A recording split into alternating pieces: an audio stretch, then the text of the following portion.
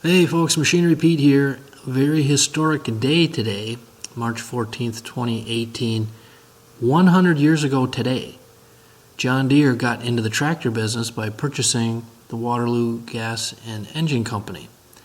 And this morning, I was invited down to the John Deere Tractor and Engine Museum in Waterloo, Iowa for it was kind of a media event, but really fun. If you've never been to the facility, which has been open a few years now in Waterloo, I really need to go. It's fantastic. And again, celebration today was for the Waterloo Boy. And quite a fascinating story how Deere got into the business, tractor business. Company started in 1837, so obviously plows and such, and grew over the years. Now, here's the actual check that Deere and Company wrote to Waterloo Gasoline Engine Company, $2.1 million, 100 years ago today. Well, imagine how much that was, $2.1 million 100 years ago. But this is how John Deere got into the tractor business. And when you go to the museum, they've done such a beautiful job telling stories. And you get the backstory of how Deere was looking at getting into the business. And it was quite a long process for John Deere thinking about getting into the tractor business. There were a ton of companies making early tractors, and how they decided that Waterloo Gasoline Engine Company was the route to go. Again, in the museum here, all this great stuff. So again, get to Waterloo and check out this museum. Now, I had a lot of fun today poking around the museum and taking pictures and video. Of course, the Waterloo Boy was the star. I want to share some video. We'll start off with David Meyer, who's the manager of John Deere Engine Works there in Waterloo, kind of giving us the history of John Deere with getting in the tractor business. And then a very cool walkthrough, a couple key components of the museum with Josh Waddle. He's the kind of the curator of the John Deere Tractor and Engine Museum. And we'll also talk to a couple folks with John Deere Archives in East Moline, Illinois. And what you need to be aware of, folks, is June 15th and 16th this year. Huge celebration right in Waterloo with some unbelievable bits of John Deere Archives. So we'll get to that. But again, great fun today.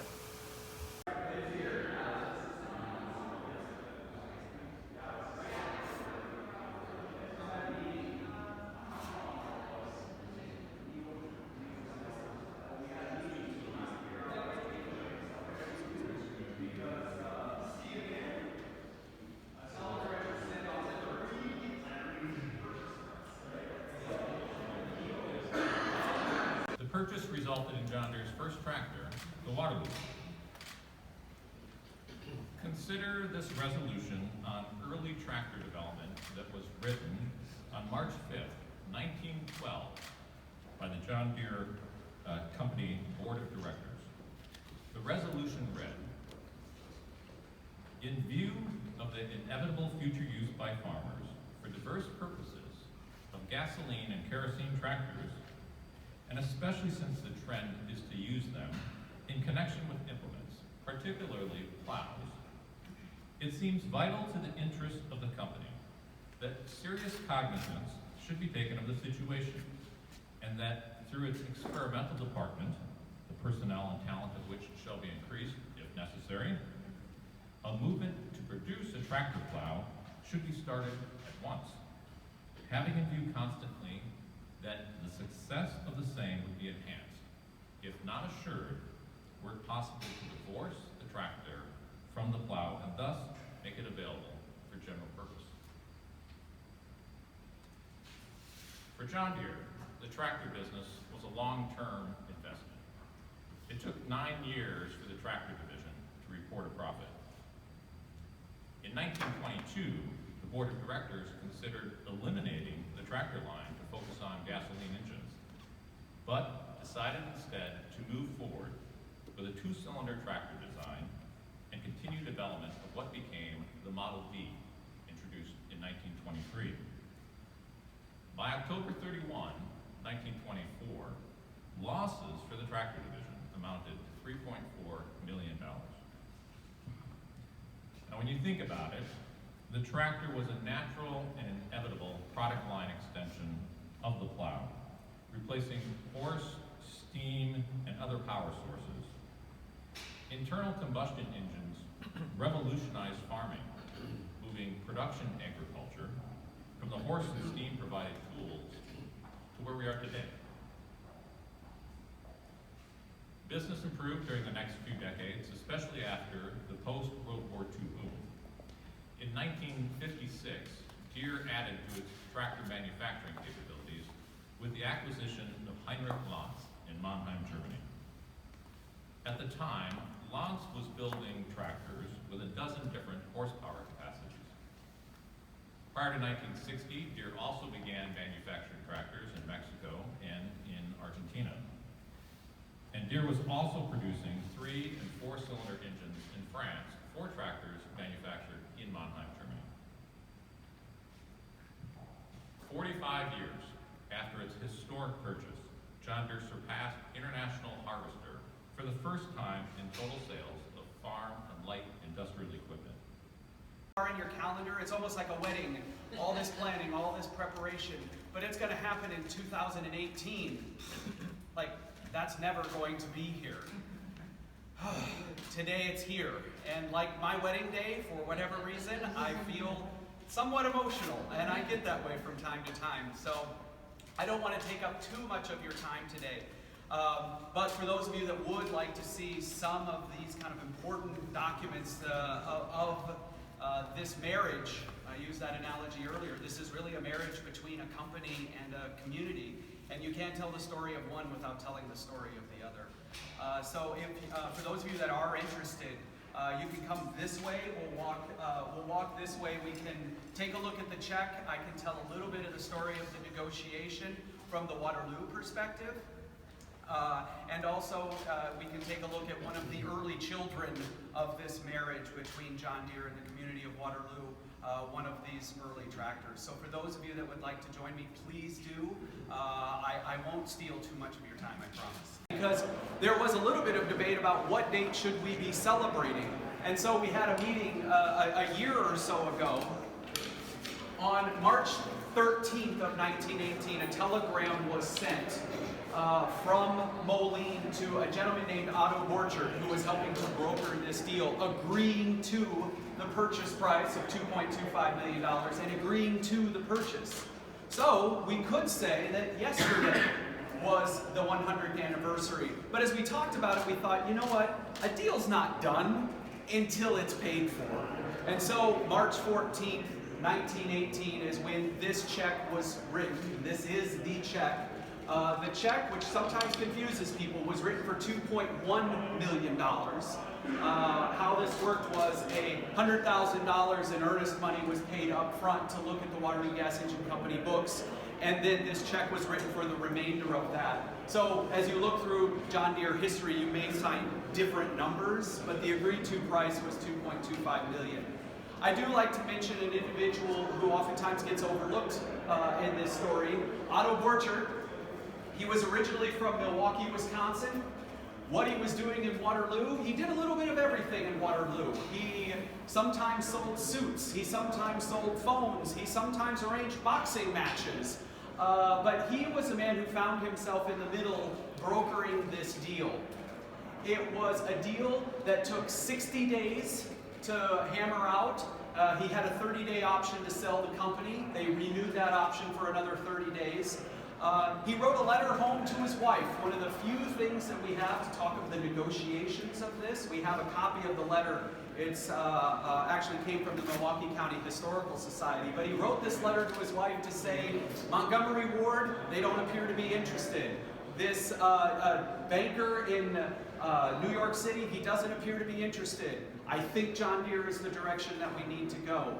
He was very, very nervous about this. This was his chance to stop selling suits and telephones for a living and maybe really set his family up. The deal, of course, gets made March 14th. Mr. Borchardt is going to receive a hefty commission from both parties in John Deere and parties in Waterloo Gas Engine. He's going to take this money, $300,000 in 1918. That's an all right. He's going to take this money back home to him to Milwaukee. He's an avid sports fan. He buys himself a baseball team. He buys himself the Milwaukee Brewers. Now, it's not the Milwaukee Brewers franchise as it exists today, but in the 1920s, Otto Borchardt became known around the community. He became known around the community as a man who owned the Brewers. He did that because of the time that he spent here in Waterloo. In fact, for many years, there was a baseball field in Milwaukee called Borchardt Field. They called it Borchardt's Orchard, but it was Borchardt Field. And once again, a man who many people don't know much about, but he certainly played a key role here in Waterloo. I said I wanted to introduce you guys to one of the children of this marriage. Was going on this site. Part of it was road construction for the road behind us. There was other development going on at the same time. Well, some of the people working on this construction found something. What they found, and later on I can show pictures of what they found. What they found was the hulking mass of what used to be a tractor's main crankcase. This tractor right here, what you see in the gray, that's what they found and buried in the ground. To be in Waterloo at the same time that this was unearthed, thought they knew what it could be. What they thought it could be was what in the collector world has been referred to as the bathtub D. The bathtub D was an early experimental tractor that lived somewhere in the timeline between the Waterloo Boy and the John Deere Model D. It was estimated that this experimental crankcase manufactured sometime around 1917, which places it before the purchase of the company. So the Model D, which would eventually kind of evolve out of this many long year process of experimentation and testing and developing, truly was a result of the marriage of two things.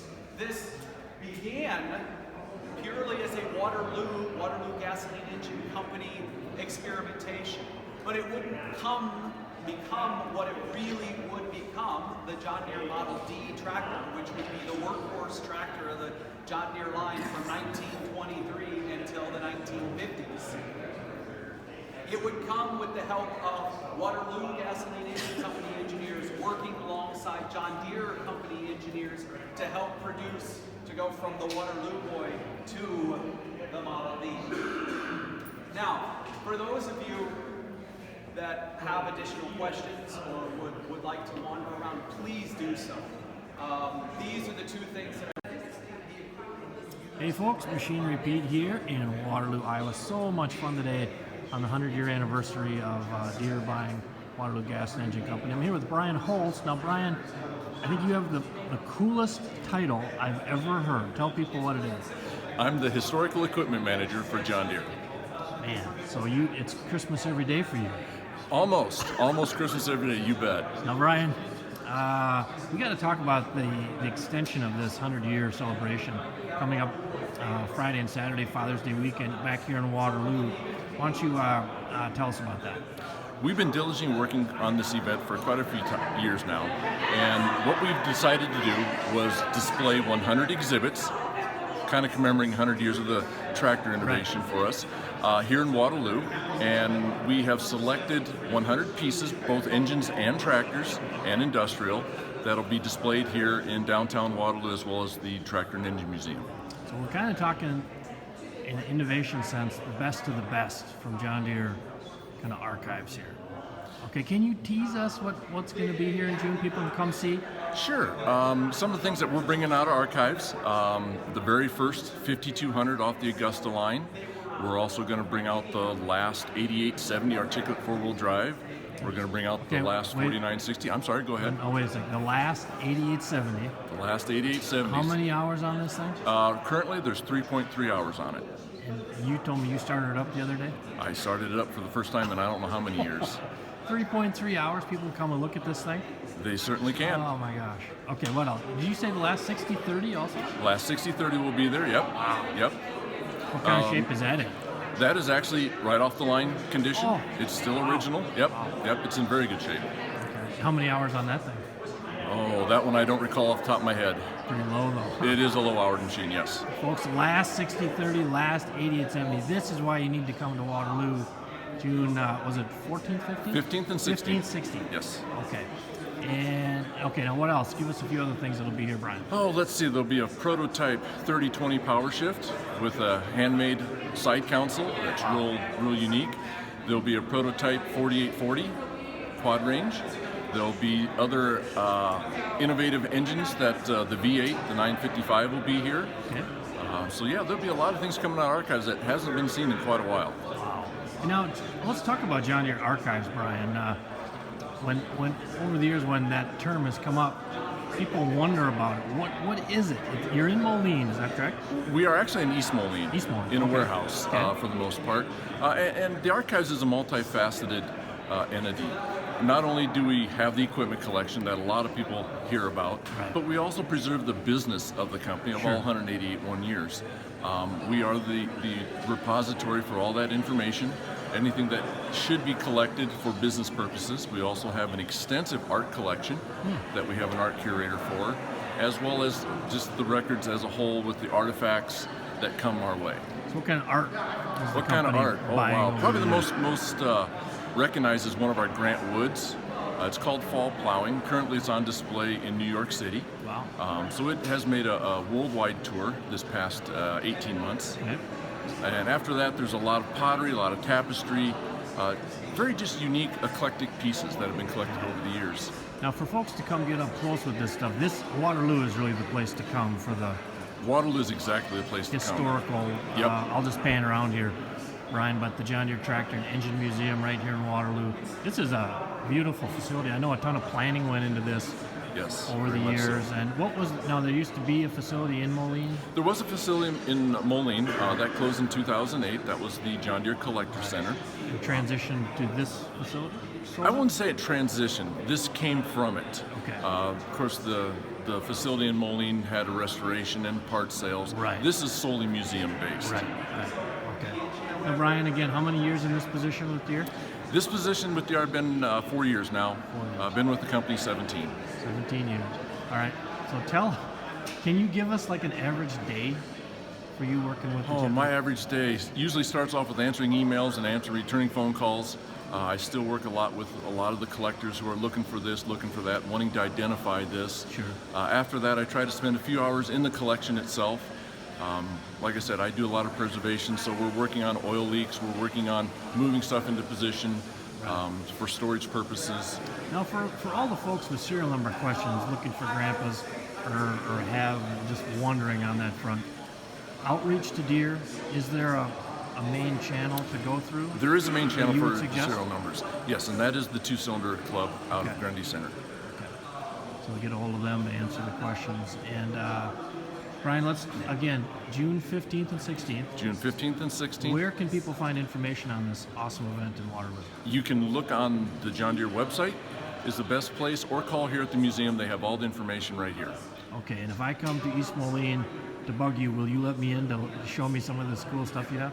We are closed to the public. We are a corporate entity, so All right. no. Well, I know our audience, again, history of John Deere, it's awesome. Like I say, you've got the best job title I've ever heard about. One more time, give it to us, Brian. The Historical Equipment Manager for John Deere. Thanks much, Brian.